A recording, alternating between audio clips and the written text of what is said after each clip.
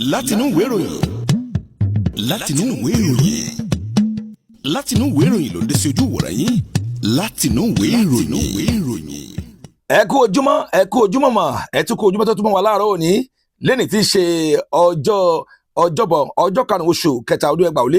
2026 akéyìn káàbọ̀ sí orí kókó oníwé ìròyìn wa tá a pè ní látinú ìwé ìròyìn látòrí ìkànnì Ọ̀sánlọ́ TV tó wà lórí ayélujára. Báyìí làwọn ìwé ìròyìn náà ṣe gbé múlẹ́mú láàárọ̀ òní tí wọ́n sì ṣe wá ní kàmíkàmí tá a sì sọ pé àkàwọ̀ débi tó lápẹ̀rẹ̀. Ìwé ìròyìn Opinion Period lẹ̀tọ́mọ látúnjú náà ló wọ ojú ìwé ìròyìn láàárọ̀ òní o bó ṣe kọ́ gàdàgàdà pé olórí orílẹ̀-èdè yìí tẹ́lẹ̀ rí ti ṣe ààrẹ Dr. Eboniyayi ti kọ ìwé fipò rẹ̀ sílẹ̀ nínú ẹgbẹ́ òṣèlú LD.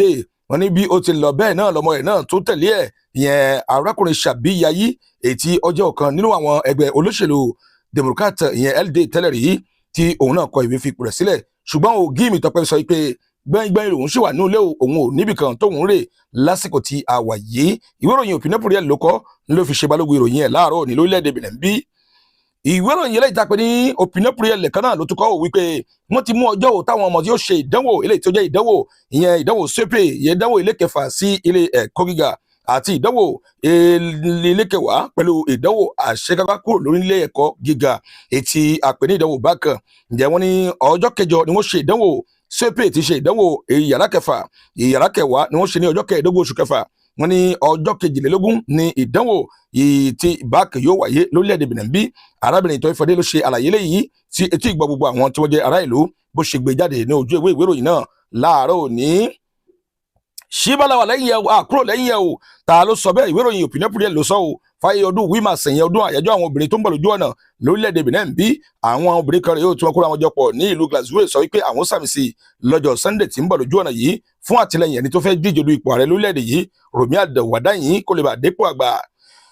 Determination Info ti jáde láàárọ̀ yìí òun náà kọ ìwé ẹ̀ bó ṣe kọ́ gàdàgbàgàdàgbà lójú ìwé ìròyìn náà wípé àwọn tí wọ́n jẹ́ olùbádámọ̀ràn iléeṣẹ́ mínísítà kọ̀ọ̀kan méjì ọ̀tọ̀ọ̀tọ̀ lẹ́ka ti ọ̀rọ̀ àṣà àti ẹ̀ka ti tó yẹ bá ti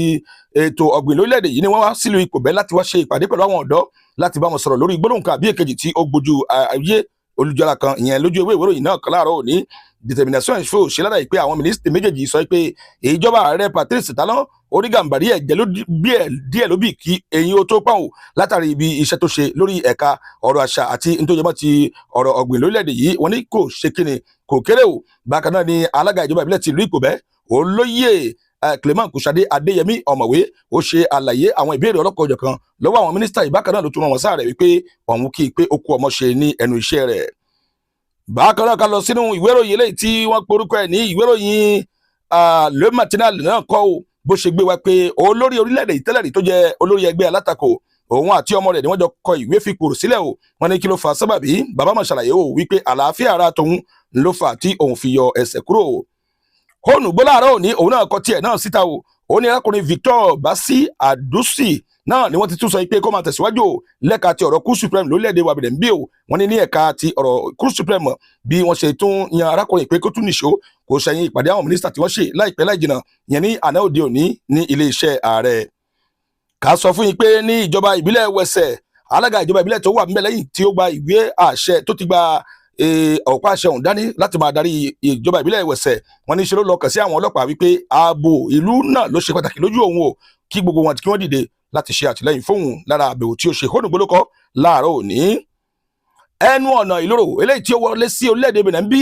àwọn ẹnu ọ̀nà bóde wa ni wọ́n ti kó àwọn ẹ̀rọ kan síbẹ̀ yìí o tí ó máa ṣe àmójútó àti àwọn ìlú kan tí orúkọ rẹ̀ tó bí 5 ọ̀tọ̀ọ̀tọ̀ ní orílẹ̀-èdè Benin bí ní àwọn kámẹ́rà ti wà yẹn àwọn amóhùnmáwòrán tí ó máa ṣe iṣẹ́ rẹ̀ bí ó ti tọ́ àti bó ti yẹ. Ìwà ìbàjẹ́ kan kò gbọdọ̀ tó lọ lórílẹ̀-èdè yìí ká mọ̀ bí ó ṣe lọ torí olè kò ní dàgbà kó mọ̀ ṣe lójú fìrí èròǹgbà ìjọba rèé tí wọ́n fi gbélé síta tí ó jẹ́ ṣíṣe ní àkókò yìí. Ẹ jẹ́ lọ sínú ìwé ìròyìn mìíràn lásìkò táwa yìí National News 24 òun náà ló wà lójú ìwé ìròyìn ẹ̀ láàárọ̀ yìí tó kọ wípé àwọn ìlú kan rèé o tí ìjọba ti gbẹ́sẹ̀ lé ọ̀rọ̀ ilẹ̀ wọn bẹ́ẹ̀ tí iṣẹ́ sì ti bẹ̀rẹ̀ lórí ẹ̀dí pẹrẹwu. Wọ́n ní wọn kò ní gbèsùgbègbà tí ó jẹ́ pé àwọn ilẹ̀ wọ̀nyí ni wọ́n sọ ní ohun ìní ìjọba tí àwọn tó ti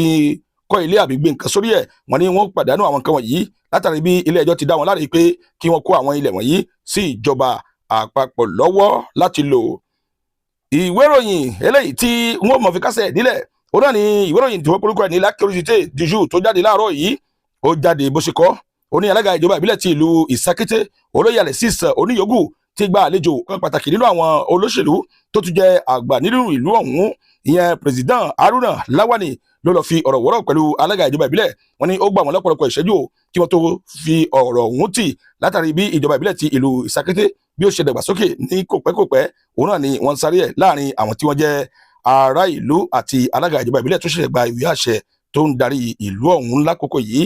Èyí ló pin ìròyìn náà tí a bójú wò nínú àwọn tó ṣẹlẹ̀ nínú àwọn ojú ìwé ìròyìn wa fún ti àsìkò táwa yìí. Ọpẹ́ dàbàǹdẹ̀ lọ́wọ́